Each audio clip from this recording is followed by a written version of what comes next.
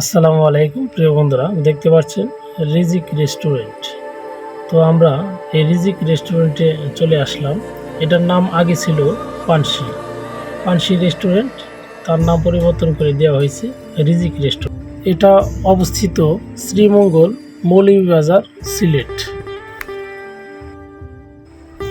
আমরা এখান থেকে চলে যাব এখন সেই বধ্যভূমি ৭১-এ। আমরা বধ্যভূমি ৭১ দেখব।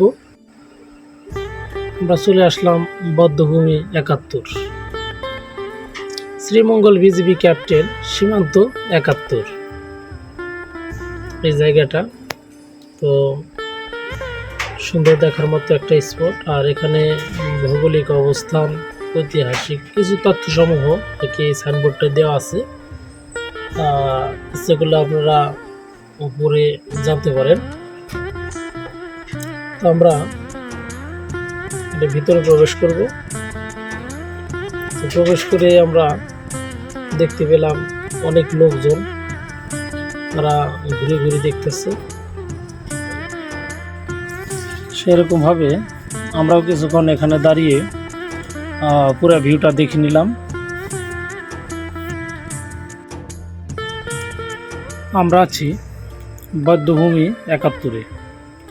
এখানে বিকেল মুহূর্তে অনেক লোকজন আসে বেড়াতে, আর এই বধ্যভূমি দেখার জন্য।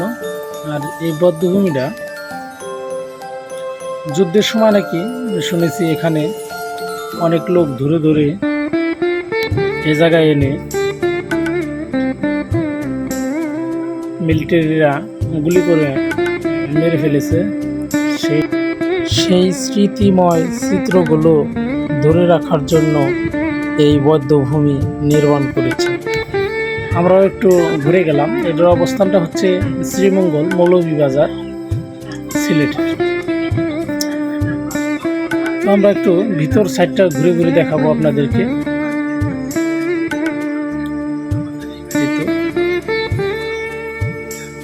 দেখতে পাচ্ছেন এখানে একটা বড় করে একটা মূর্তি বানিয়েছে, সেখানে গিয়ে আমি একটু ছবি তুললাম।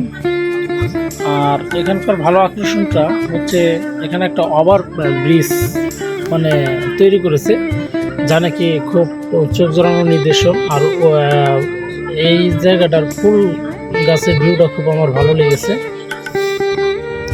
সেই সাথে এই ব্রিজে ওঠার আগে যে চিত্রটা দেখতে পেলাম সেটা হচ্ছে কাগজ ফুল। এই ব্রিজের গেটটা বানিয়েছে কাগজ ফুল দিয়ে।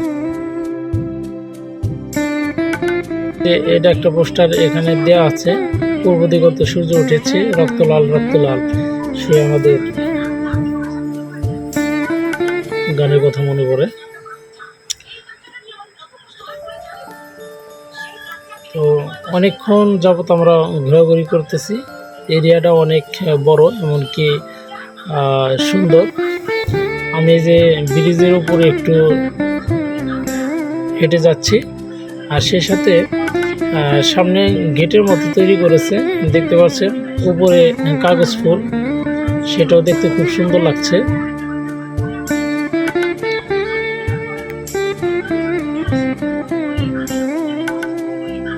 তো আমার হাঁটা দেখে শহীদুল ভাইয়েরও একটু ইচ্ছে জাগলো। তা দেখতে পাচ্ছেন কেমন স্টাইলে হাঁটছে আমাদের শহীদুল ভাই। কি বলবো, আমার হাঁটতে দেখলে উনি ওইরকম আমি যা যা করতে চাই সেইভাবে কপি করতে চেষ্টা করে। তো যাই হোক বন্ধুরা, ভিডিওর মাঝে আপনাদেরকে দেখানোর চেষ্টা করলাম। তো আজ এই পর্যন্তই। সামনে আবার দেখতে পারবেন আগামী পর্বে লাউয়াছড়া জাতীয় উদ্যান। ধন্যবাদ সকলকে।